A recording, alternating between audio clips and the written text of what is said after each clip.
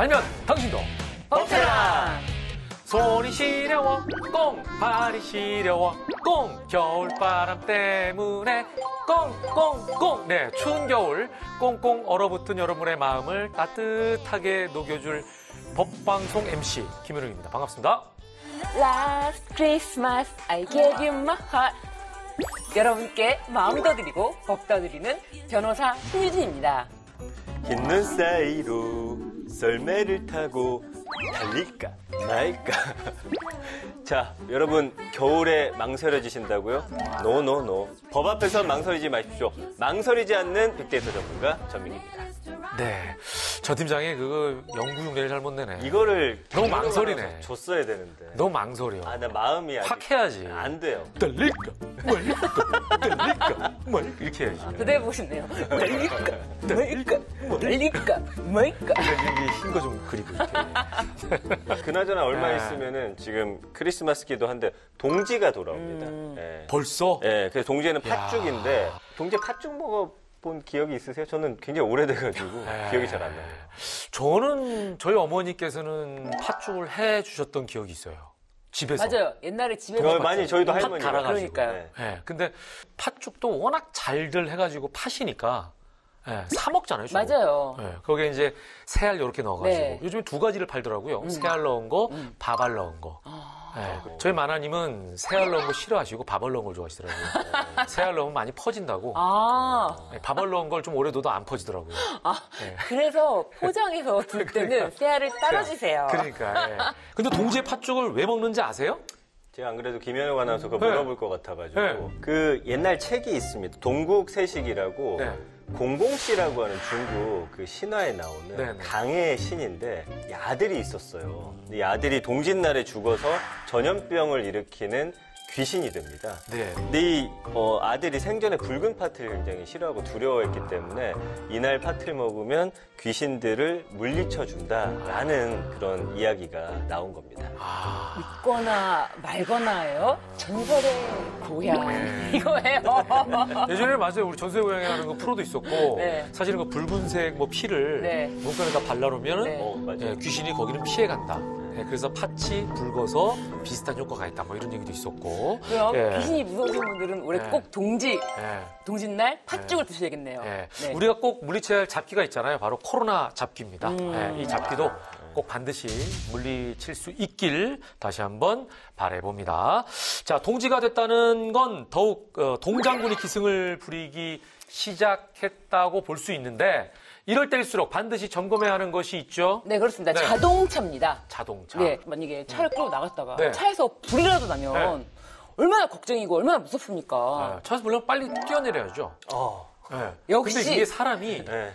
당황하잖아요. 네. 그게 잘 안 될 것 같아. 머릿속에 생각은 그런데. 네, 몸이 안 움직일 거예요. 그러니까. 근데 이제 다들 기억하시겠지만 네, 네. 비사 그 수입차가 한때 이 맞아요. 화재 때문에 화재 폭발로 좀 난리였잖아요. 그래서 저도 그 위기 상황에서 뛰쳐나갈 수 있을까 좀 그런 생각이 들긴 하죠. 야, 그러면 어떻게 뭐 운전석 옆에다가 뭐 소화기라도 들고 다녀야 되나? 네? 진짜 네. 소화기를 들고 다니는 게 의무화가 됐습니다. 네, 정말이에요. 자동차에서요? 네. 진짜요? 네, 지금까지는- 나 농담 삼아서 한 말인데. 지금까지는 네. 7인승 이상의 차량에만 소화기 비치 의무화하고 있었는데요. 네, 네. 지난 11월에 5인승 이상 승용차로 확대하는 이 소방시설 설치 및 관리법이 국회를 통과했습니다. 그래서 이에 따라서 이제 5인 이상 승용차에도 자동차를 당연히 제작하거나 조립하거나 수입하거나 판매하는 그 사람도 그 의무가 있고요. 그리고 자동차 소유자에게도 소화기 비치 의무가 적용이 됩니다. 구체적인 설치와 비치 기준은 이제 시행령에서 규정하도록 되어 있는데요. 전기 자동차 검사 시에 만약 없다. 네. 그러면은 뭐 이 상황은 행정 조치가 네. 있을 것으로 예상이 됩니다. 네. 네. SUV는 4인승인가요? 5인승이죠. SUV가 5인승인가요? 예, 그럼 그렇죠. 나도 해야 되네? 하셔야 돼요. 그러니까 우리 일반 승용차는 전부 5인승이니까 SUV도 마찬가지잖아요. 그래요? 네. 그럼 다 해야 되는구나. 네. 야, 그나저나 우리나라 자동차 화재가 의외로 많지 않습니까? 그 소방청 데이터가 있더라고요. 2014년부터 18년까지 5년 동안 보니까 자동차 화재가 무려 2만 5천 건이나 발생을 했어요. 생각보다 굉장히 많죠. 이 중에 승차 정원 7인 미만을 포함한 승용 자동차에서 1,824건. 그러니까 한 43.5% 정도 가장 많았고요. 그 차량 화재로 인한 인명피해가 사망 128명, 부상 582명. 굉장히 피해도 많죠. 그래서 710명으로 집계가 됐고. 근데 이제 어떤 소화기를 비치해야 되는지 혹시 아세요? 차량용 소화기. 이게 좀 따로 있습니다. 맞아요. 따로 있어요? 네, 따로. 판매가 지금 활발하게 이루어지고 있더라고요. 아, 이거 상상이 안 되는데요? 차량용 소화기 뭐 어떻게 뭐 규모가 좀 작고 뭐 네. 이런 건가? 네네네. 그렇죠. 그래서 자동차용 소화기 성능 검사에서 인증받은 제품이어야 하고요. 그 본체 소화기 본체 용기 상단에 자동차용이라고 쓰여져 있다고 합니다. 그런 제품 고르시면 되고요. 그렇다고 해서 이제 차량용 소화기에만 의존하는 건 안 되겠죠. 그렇죠. 예, 그 용도는 단지 차량 내 불씨 등이 있었을 때, 예. 그러니까 응급 조치, 초기 진압용이고 예. 차량에 불이 나면 아까 말씀해 주신 대로 대피하는 게 우선입니다. 아, 그럼요. 차도 이제 재산이기 때문에 내 재산을 지키겠다라고 욕심내면은 큰일 납니다. 예. 버티다가 폭발하면은 목숨을 잃을 수가 있잖아요. 예. 자, 5인승 이상 승용차 타시는 분들은 소화기 필수 비치 의무를 꼭 지켜주시기 바라겠습니다. 자, 우리는 오늘 또 법을 소개할 의무가 있죠? 오늘의 법 주제 뭐죠? 네, 김현욱 아나운서가 네. 귀가 쫑긋할 만한 주제입니다. 어떤 게? 왼쪽 내 귀, 오른쪽 귀? 재산을 양쪽 귀. 양쪽 귀. 다 해야죠. 예. 예. 내 재산을 스마트하게 지키는 법, 금융공정법입니다. 아, 내 자산을 똑소리 나게 지켜드릴 법안. 정말 귀가 쫑긋 서네요. 자, 오늘 이 법안을 갖고 오신 초대 손님이 계십니다. 저처럼 정말 궁금하지 않습니까? 어떤 분이 기다리고 계실까요? 여러분, 눈으로 확인하시기 바랍니다.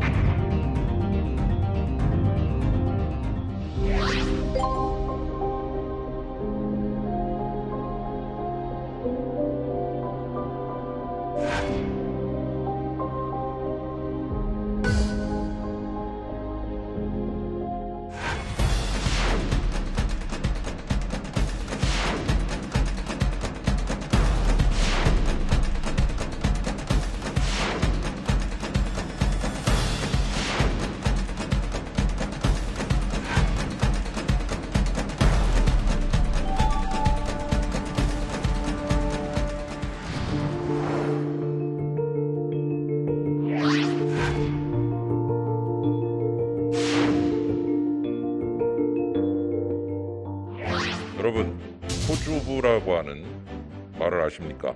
지금 청년들은 코인, 주식, 부동산을 합쳐서 포주부라고 부릅니다. 비투에서 산 코인은 거래소 줄폐업을 앞두고 증발 직전이고, 영끌한 주식은 하락세로 돌아섰고, 그리고 부동산은 이생진망 수준입니다.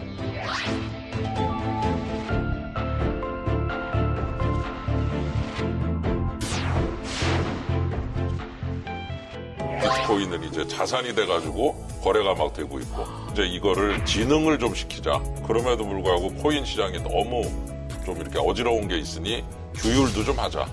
초, 중, 고등학교에 교과 과목을 넣자는 얘기죠. 그렇죠. 과목도 넣어야 되고요. 수학에다가 예. 예제를 금융으로 하면 좋겠다. 아, 뭔가 법을 위반한 네. 일이 있다. 너 잘못했지? 그러면 예, 잘못했습니다. 그러면 네가 무슨 벌을 받을지 네가 만들어 와봐. 근데 그렇다고 무조건 오케이는 아니죠. 심사를 받아야죠.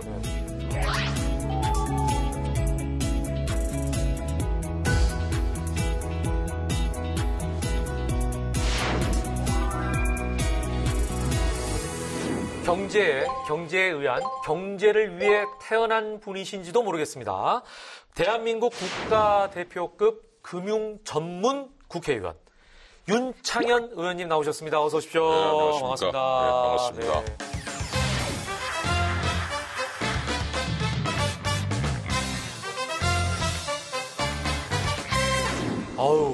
목소리가 일단 어마어마하시네요. 아, 예, 뭐 동굴 목소리라고도 그러고 또 누구는 또 목욕탕 목소리라고도 그럽니다. 예. 거의 뭐 베이스 아, 예, 중에서도 베이스. 엄청 낮은. 예, 저기 예. 저 성가대 좀 했습니다. 그러니까요. 그러니까 예, 예. 그 국회에 계신 분 중에 예. 가장 저음이 아니신가. 아, 예. 그죠? 예. 아래쪽은 자신 있습니다. 목소리가 너무 멋지신데 아유, 예, 이거 노래도 뭐 너무 잘하실 것 같아요. 갑자기 막 이렇게 치워주시니까. 외람되지만 의원님 예. 윤 요거 한번 해주세요. 윤 창현. 전혀 안 맞는데. 예. 아니 이제 맞았어요 저희가 지금. 아, 하울이. 그렇습니까? 예, 도미솔 도파라 이걸 맞춰야 되는데. 예. 2021년이 이제 뭐 보름 정도밖에 남진 않았습니다. 예. 21대 국회 2년 차가 이제 마무리돼 가고 계신데 올 한 해 의정 활동을 좀 돌아보시면 예. 어떻게 평가하세요? 자체적으로는 글쎄요, 만족스러우세요? 뭐 개인적으로는 항상 그 네. 부족함을 느낍니다. 아마 뭐 300분 모두 그런 걸 느낄 텐데 저도 2년 차긴 하지만 하는 일이 참 많은 것 같아요. 저희 학교에서 교수로 활동을 했는데 교수 활동할 때보다 가지수가 굉장히 많은 것 같습니다. 그래서 항상 부족함을 느끼다 보니까 뭐 좀 더 해야 되는데 하면서 그래도 뭐 나름 조금 업적은 있었다라는 생각은 하고 있습니다. 또 거기다 이제 전국구시니까. 예, 그죠? 예, 전국구라는 말이 참 정답게 들리는데 비례대표라고 요새 옛날에 이제 지역구 전국구라고 그러니까, 그러고 예. 그러니까 그래서 전국을 다 커버하셔야 되잖아요. 그렇죠. 아, 예, 그런 의미로. 예, 아, 전국을 다 예. 커버하셔야 되니까. 그러니까 이제 아무것도 못하는 거죠. 뭐 전국을 다 알려다 보니까 하나도 제대로 못하는 것도 있는 것 같은데 그러다 보니까 더 바쁘실 것 같아요. 열심히 하고 있습니다. 예. 예.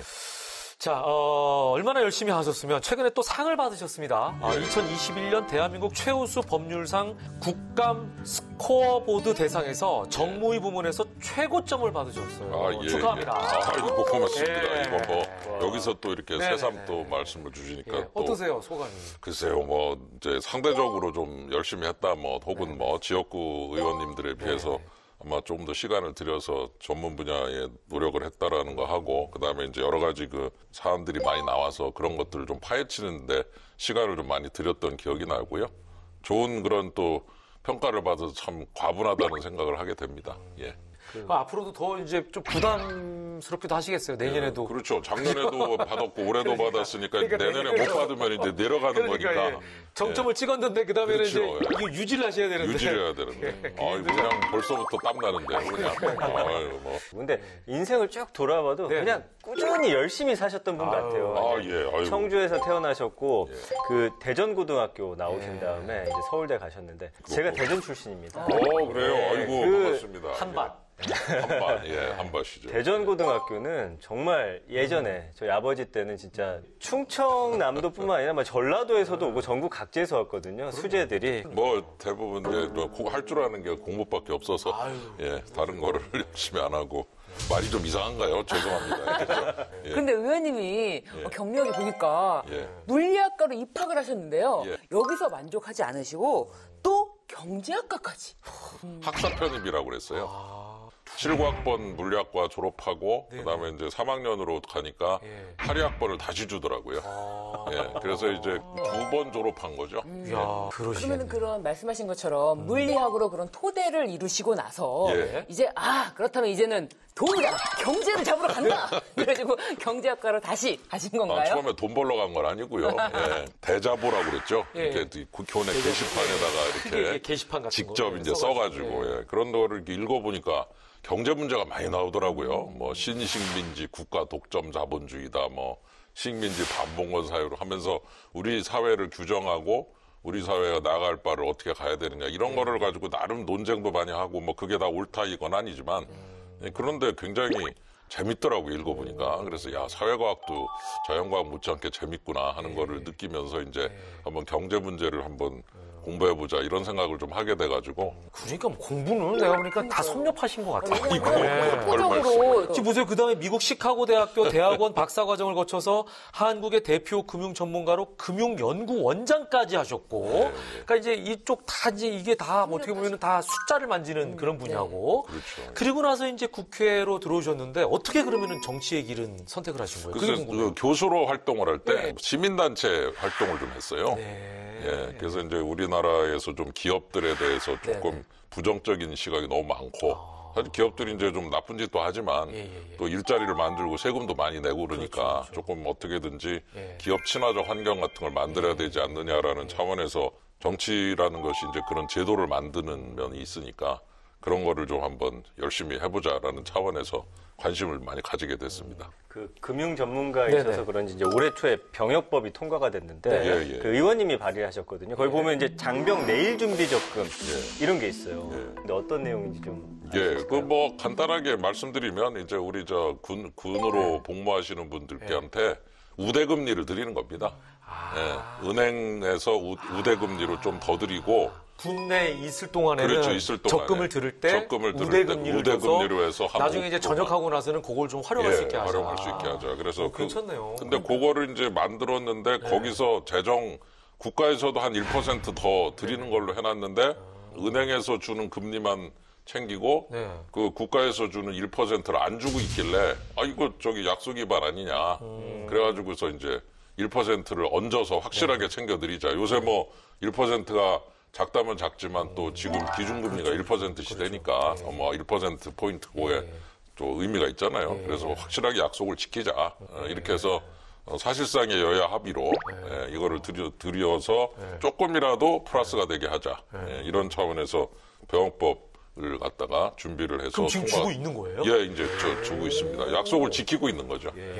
인기가 많아요. 왜냐면 올해 7월에 보니까 여기 장병 내일 준비 적금에 총 66만 2천 명 정도가 가입을 했고요. 납입 금액이 5,855억 원. 그러니까. 네, 이 정도면 지금 굉장히 장병들한테 인기 굉장히 많은 거죠. 그리고 가입자 중에 만기로 상환받은 장병이 한 11만여 명 정도 되는데 만기 상환 금액도 2,964억 원이거든요. 이게 정말 꼭 필요하다라고 느끼니까 이렇게 가입을 해서 지금 이렇게 만기 적금 또 받는 분들도 늘어나는 게 아닌가 싶습니다. 그러니까 사실 군대가 있는 시간을 다 그렇게 생각하는 건 아니지만 이 청춘을 조금 어떻게 보면 국가에 그렇죠. 봉사한다라고 생각을 하잖아요. 그럼요.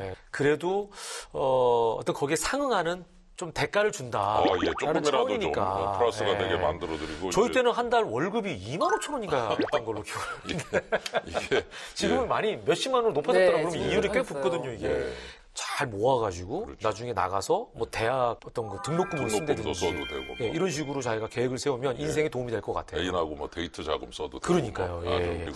자, 법 이름은 병역법이지만 역시나 그 또한 경제, 금융에 관한 내용인 걸 보면 아마도 이 경제 관련 법안이 의원님 입법의 많은 부분을 차지하고 있을 것 같은데요.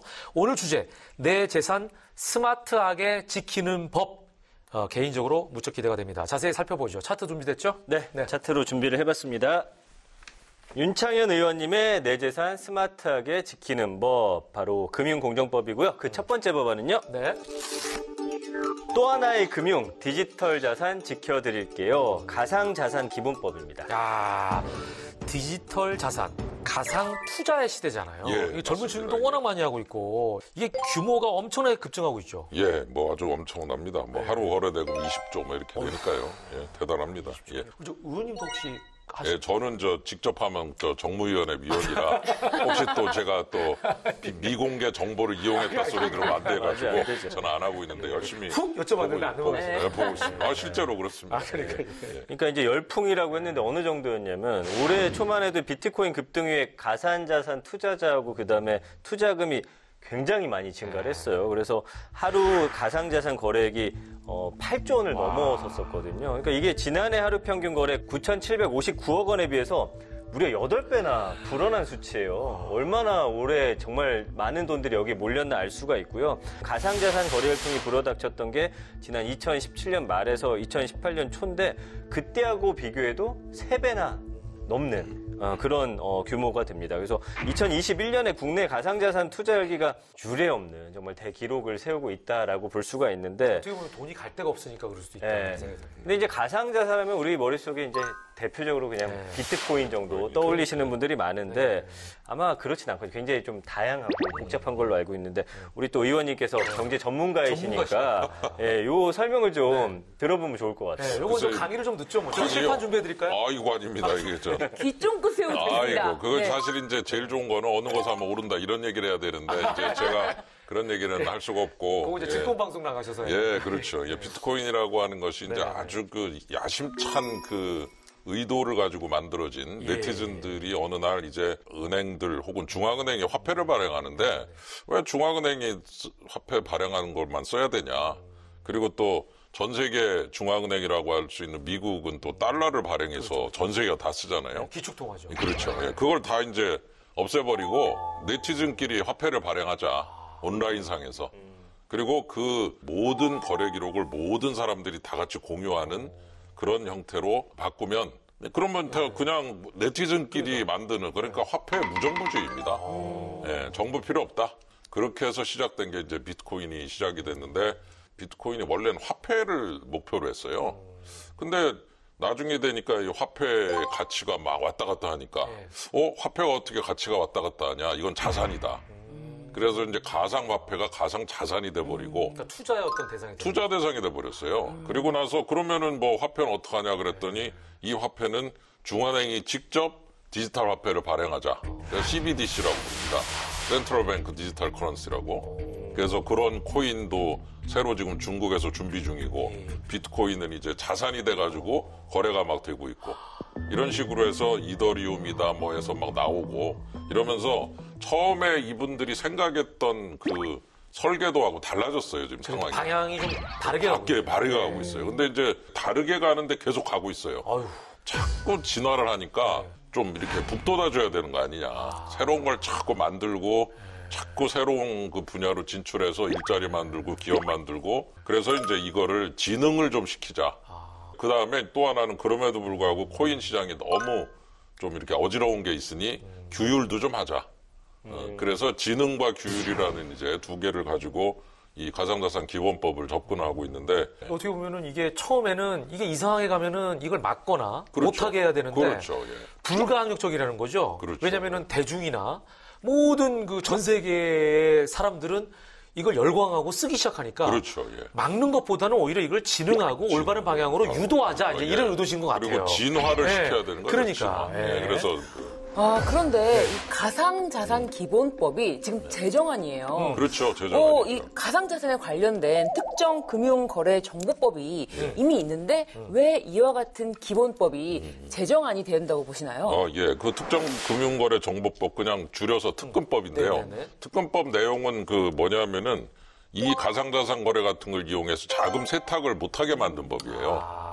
자금 세탁이라는 게 이제 불법적인 돈을 합법화시키는 게 아닙니까? 네.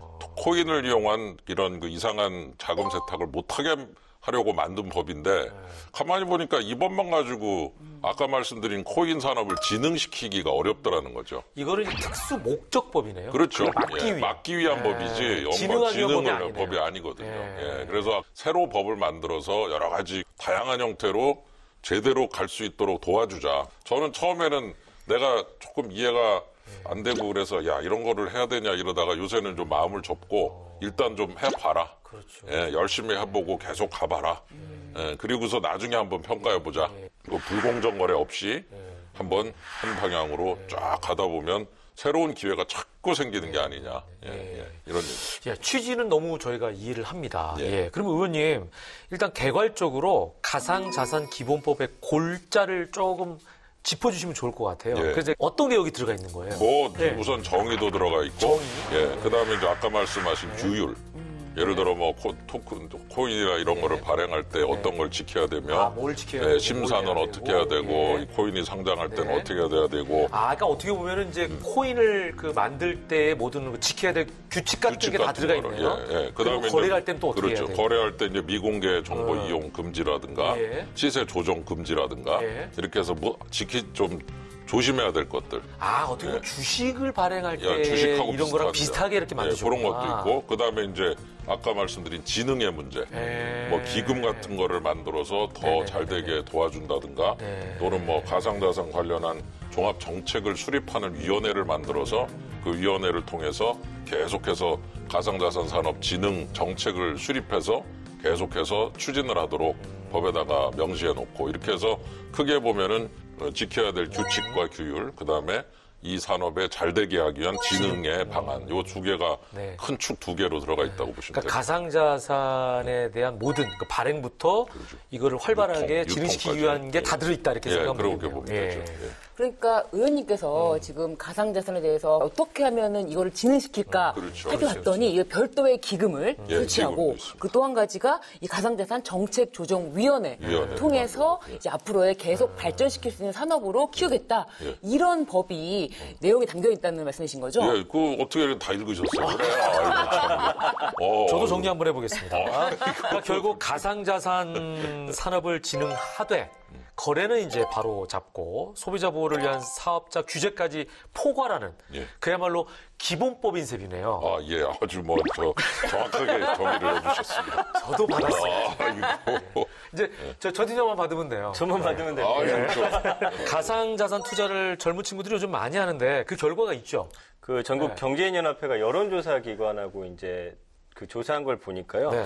전국 20, 30대 남녀 700명을 대상으로 해서 이제 재테크 인식을 조사를 했어요. 그 결과를 발표했는데 가상자산에 실제 투자해본 경험이 있다라고 대답한 비율이 40.5%. 저도 궁금해서 조금 하고 해보고 있죠? 있거든요. 근데 쉽지는 않아요. 말씀해주신 대로 그럼. 이게 대체 왜 오르고 왜 내리는지에 대해서 사실 이해하기 쉽지가 않은데 어쨌든 그런 원칙 같은 게 없으니까. 그렇죠. 그런 기본법을 만들어 주신다는 데에 대해서 굉장히 좀 든든하고 그러네요. 예. 그리고 무엇보다 이 가상자산 기본법이 설명해 주신 것처럼 그 산업 진흥 측면을 지금 처음으로 보강을 했기 때문에 이것이 통과되면은 앞으로 가져올 변화가 어떻게 될 거라고 생각하시나요? 그래서 지금 이제 정부에서도 참 고민을 많이 하고 있어요. 왜냐하면 이제 이거를 갖다가 법을 만들어서 규율을 시작하면 혹시 지금 막 활발하게 이루어지는 코인 거래를 이렇게 억제하는, 얼어붙게 하지 않을까. 그래서 정부도 굉장히 조심하고 있는데 뭔가 근거가 있어야 할 수 있는 그런 경우가 참 많습니다. 예, 도대체 이 업을 할 수 있다는 근거가 뭐냐? 근거를 제시해라. 이래야 이제 허가를 해주거든요. 예, 근데 이 법이 이제 통과되면 그런 것들을 할 수 있는 근거가 이제 그 조항에 써 있으니까 그걸 기본으로 해서 새로운 거를 시작할 수 있는 하나의 토대를 마련할 수 있다. 이렇게 볼 수 있겠죠. 네. 알겠습니다. 재미있는 가상 자산에 대한 첫 번째 법안에 대해서 알아봤고요. 두 번째 법안으로 넘어가 볼까요? 네, 윤창현 의원님의 내 재산 스마트하게 지키는 법, 금융공정법. 두 번째는요. 금융공부도 떡잎부터 초중고 금융교육법입니다. 네. 그러니까 금융 공부를 어려서부터 하자는 법안인가요? 예, 그렇죠. 이제 왜냐하면은 네. 제가 제일 싫어하는 말 네네네. 또는 문제를 삼는 말 중에 네. 이건 우리 조상님들께서 하신 말씀이지만 네. 황금보기를 돌같이 하라 이런 말이 있는데 저는 그렇게 얘기합니다. 그 의미는 알겠다. 네. 그러나 제어도로 고치라고 그러면은 황금은 황금같이 보고 돌은 돌같이 봐라.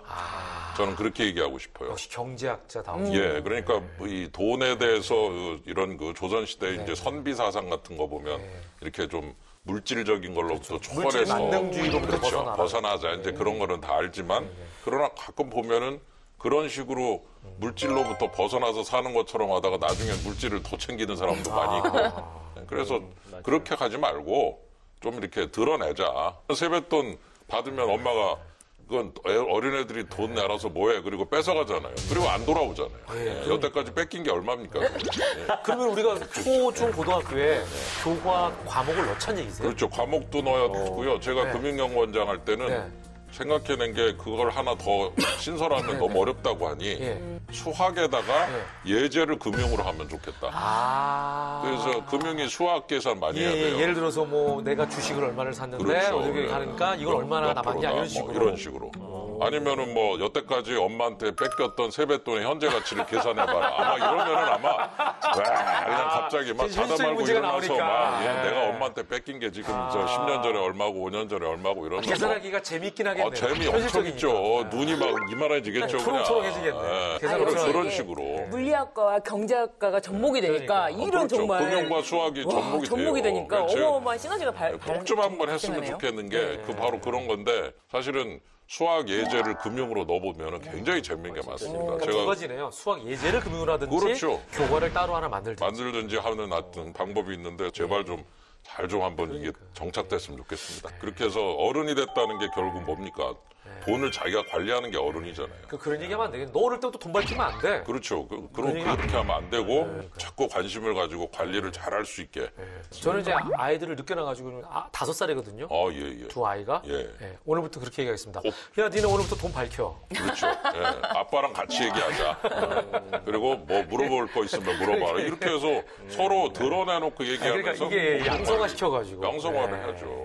저도 이제 6살 아들 세뱃돈 한 30만 원 정도 제가 갖고 있는데 이거 안 돌려줬다가는 이 미래 가치 얼마다 하면서 나중에 막 1,000만 원 달라고 달라고 할까봐. 할고 뭐 과거의 거를 이자율을 복리로 계산해가지고 하면 근데 더 올라갑니다. 근데 이 교육에 대한 필요성을 제가 정말 크게 느낀 그런 데이터가 있는데 사실은 이렇게 뭐 계좌 개설도 하고 금융에 대한 관심은 큰데 이 이해력이나 금융에 대한 지식은 우리 국민들이 생각보다 굉장히 낮은 걸로 지금 조사가 되고 있어요. 2020년 전국민 금융 이해력 조사 이 설문 응답자 2,400명 중에 금융 경제 교육을 경험한 적이 있다라고 대답한 비율이 24.6%밖에 안 됩니다. 이게 진짜 좀 문제가 아닌가라는 생각이 들고 금융위원회가 이제 2019년에 금융교육 실태조사 보고서를 또 냈는데 조사 대상 1,002명 중에 68.6%는 본인의 금융 지식이 충분하지 않다. 사실은 요즘에 투자 많이 하는데 저 같은 경우도 뭐 기본 지식 없이 그냥 그렇죠. 귓동량으로 이게 하니까 아까 말씀하신 대로 돈 잃는 거거든요. 뭐 사래더라. 예. 대충 샀다가 맞습니다. 깡통 차는 경우 많죠. 네, 그래서 이제 금융 지식이 좀 많이 필요하다는 생각이고요. 심지어 기획재정부의 초중고생을 대상으로 한 경제 이해력 조사에서는 고교생의 71%가 신용카드 사용이 빚이다. 이런 기본적 경제 원리조차 모르는 걸로 드러나서 굉장히 시급한 그런 법안이 아닌가 생각이 듭니다. 제가 이제 유학 갔을 때 그 서점에 가 보니까 은퇴 설계 뭐 이런 책들이 있어요. 예, 그래서 이렇게 보니까 연습 문제 같이 해가지고 취직할 때부터 이제 은퇴를 준비하는 거예요, 벌써. 예, 얼마씩 어떻게 해서 뭘 하고 이러면서. 이미 시작할 때 끝나는 지점을 바로 계산하는 거죠. 예, 정확하게 내가 나중에 어떻게 될까. 그래서 저도 이제 그 퇴직한 친구들이나 이런 동료들하고 얘기도 해보는데 의외로 준비가 안 된 분들이 많아요. 그럼요. 그냥 급여 받으면 잘 쓰고 이러다가 어느 날 갑자기 끝났습니다. 끝났습니다. 이제 퇴직하세요. 그러면 어이구 이거 뭐야 이러다가 이제 제대로 그럼 뭘 준비해놨지 하는데 준비가 좀 부족한 이런 경우도 있어서 형식적으로 규정하는 것도 중요하지만 이제 실제로 작동할 수 있게 만드는 게 중요하겠죠. 근데 의원님 저는 이제 학부모로서 조금 드는 생각이 학생들 할 공부가 많은데 그렇죠. 요거까지 공부하면 예. 또 이것도 우리가 또 봐줘야 되라고 하는 그 학부모들 입장에서의 걱정이 있을 수도 있지 않을까요? 뭐 시험 과목 늘어난다고 생각하는 거랑 똑같고 이 금융교육은 해야 될 공부 안으로 넣어야 될 그런 여지가 있고 수학 같은 데다가 금융을 집어넣으면 굳이 따로 뭐 많이 안 해도 될 수 있다 이런 생각이 좀 들어요. 네. 예. 자, 뭐 가장 중요한 게 현실에 살아가는 데 필요한 거니까. 예, 그럼요. 자, 이제 계속해서 세 번째 법안으로 넘어가 보겠습니다.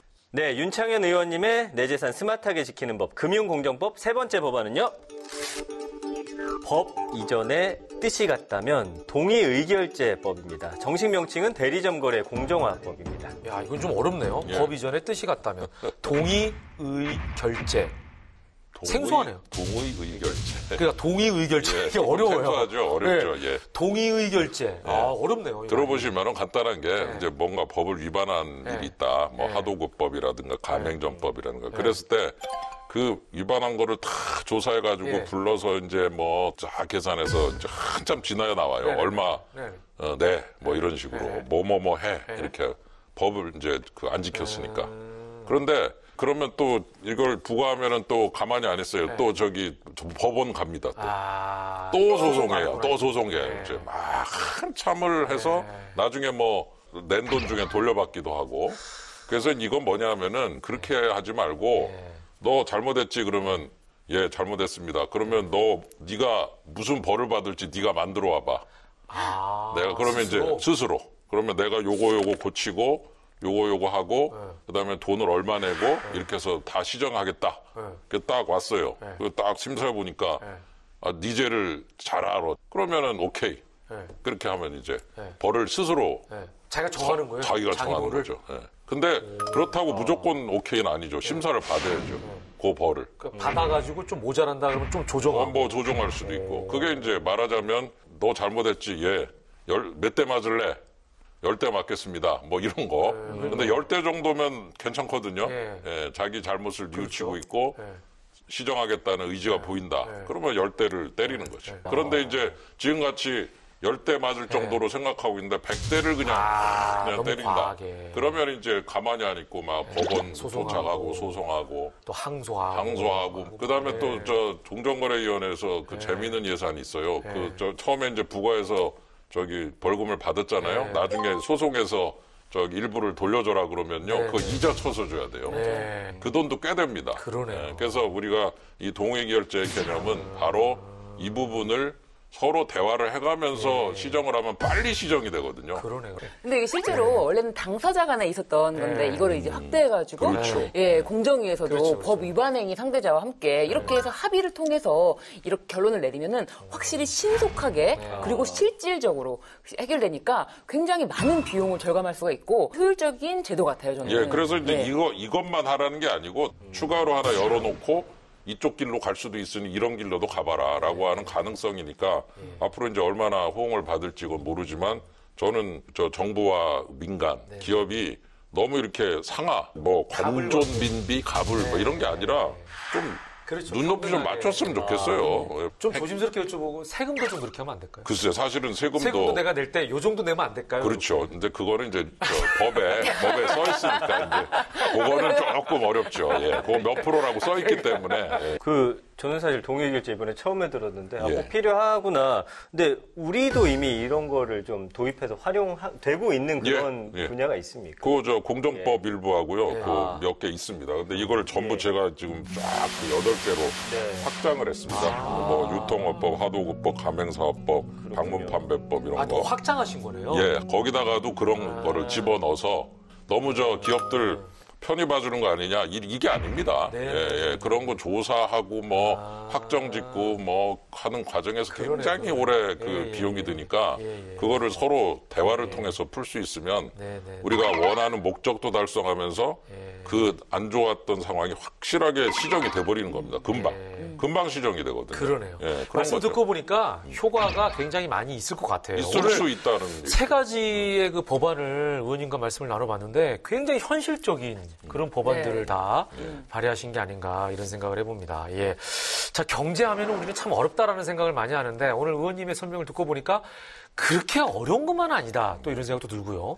우리 생활과 직접적으로 맞닿아 있는 분야이기 때문에 더 좀 관심을 가져야겠다. 이런 생각을 오히려 하게 되는데요.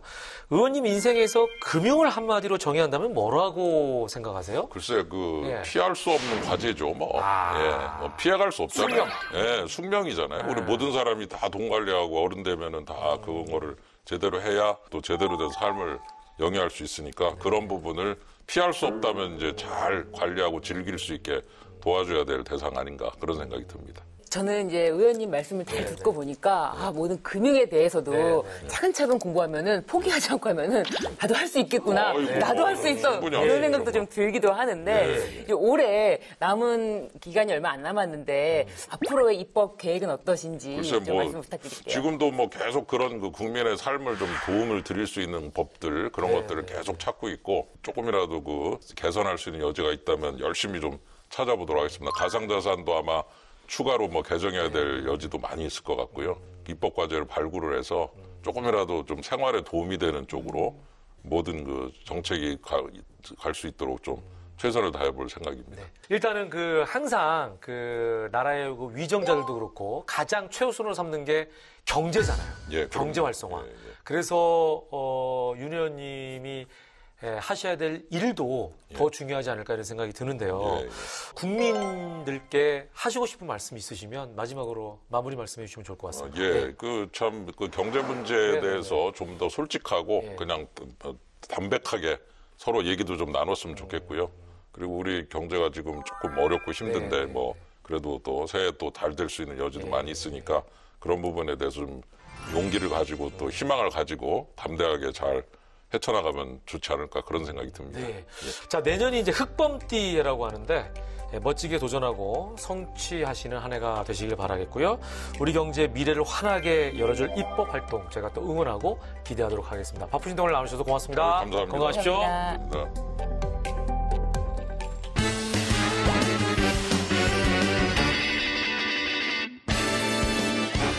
알다가도 모르겠고 모르다 날 것 같은 법 때문에 속 썩은 분들의 속을 시원해내는 시간. 궁금할 법 하지. 네, 오늘도 드디어 찾아왔습니다. 자, 이게 2021년도 얼마 남지 않았습니다. 연말연시를 맞아서 미뤘던 회식이나 모임이 이제 늘어나고 있지 않을까 이런 생각이 드는데 그래서 그런지 요즘 택시 이용곡이 무척 늘었다 그래요? 네, 맞아요. 그래서 심야 시간대에는 택시 잡기가 너무 어렵다. 아이고. 그래서 한참 동안 거리에 서 계시는 분들이 많이 있더라고요. 그 통계를 봐도요. 네. 위드 코로나 이전보다 무려 지금 택시 이용하는 분들이 100% 가까이 증가를 했다고 합니다. 그러니까 심야 시간대 오후 11시부터 오전 4시까지 택시 평균 영업 건수가 지난 10월에 16,510건이었는데 11월 1일에서 7일 사이에 무려 평균 28,972건이나 됐다고 해요. 그러니까 심야 시간대 택시 운행 대수 늘렸지만 네. 여전히 턱없이 부족한 상황이라고 하네요. 그러네요. 그러니까 이 시간에 택시를 참 많이 이용한다는 얘기인데 네. 사실은 이제 코로나19 장기화로 택시 기사분들께서 그동안 얼마나 힘드셨습니까? 거리두기 시행으로 야간 운행이 어려워지면서 그만둔 기사분들도 꽤 있으시다고 들었어요. 그러니까 서울시가 이 관련 데이터를 갖고 있는데 2019년에 30,527명이었던 법인 택시 운수 종사자 수가 지난 10월 기준으로 29,055명으로 31.4%나 감소했다는 거예요. 그러니까 무려 9,000명 넘는 기사님들이 핸들을 놓고 다른 직업을 찾아가셨으니까 이 시간대 택시 잡기는 더 힘들어졌다고 봐야겠죠. 그런데 그것보다 택시 기사님들을 더 힘들게 하는 게 있다고 하는데요. 네. 바로 진상고개.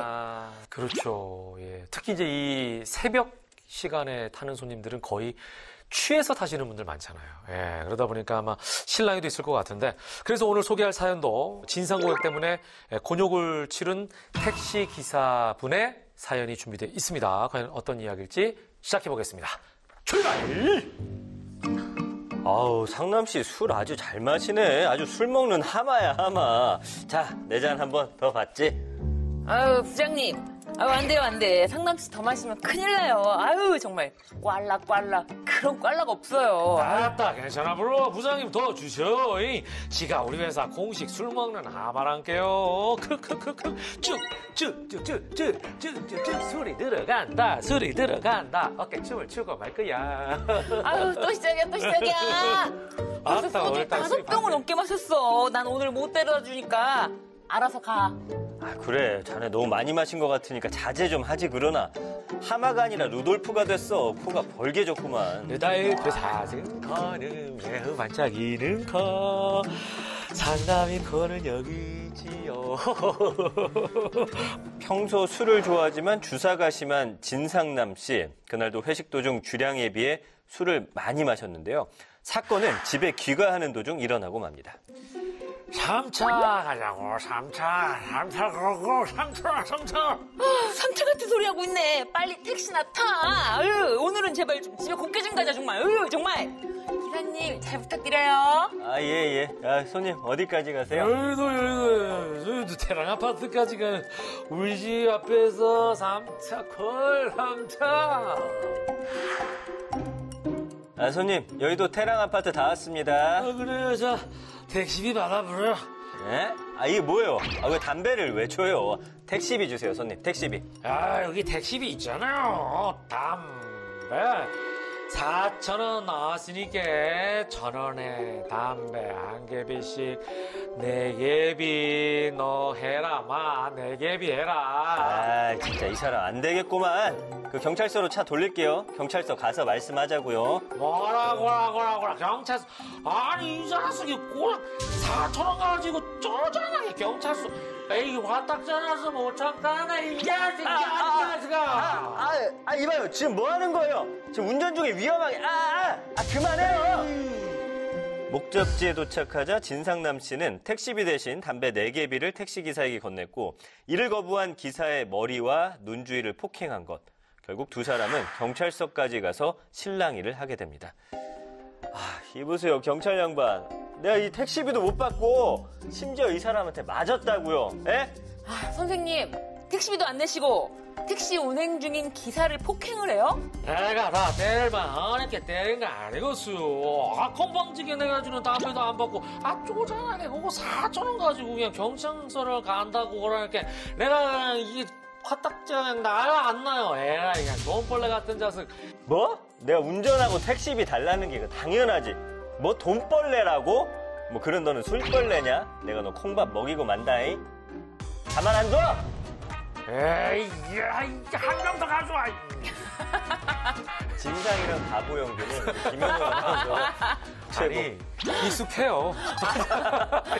아무튼 잘 봤습니다. 그런데 아직도 이 술 취해서 택시나 버스 기사분들한테 주정을 부리고 폭행하는 사람들이 있습니까? 네, 이분 같은 경우는 사실 택시비 대신에 담배 주고 폭행까지 했잖아요. 이거는 심한데. 이건 아무리 취중이라고 하더라도 이해하기 좀 힘든 행동 같아요. 네, 이런 경우는 당연히 폭행죄가 적용되겠죠.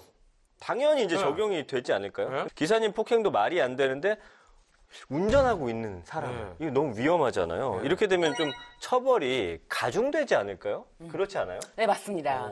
보도가 많이 되어가지고 많이들 알고 계실 텐데 운행 중인 운전자를 폭행하면은 가중처벌이 됩니다. 왜냐면 위험하니까. 맞습니다. 차가 움직이고 있는데. 네, 맞습니다. 근데 여기서 운행 중이라는 것은 차량이 운행 중일 때뿐만 아니라 네. 이제 승차와 하차를 위해서 일시적으로 정차하는 요 멈춘 때도 그때도 포함이 된다는 위험하지. 것입니다. 차가 완벽하게 서 있는 게 아니잖아요.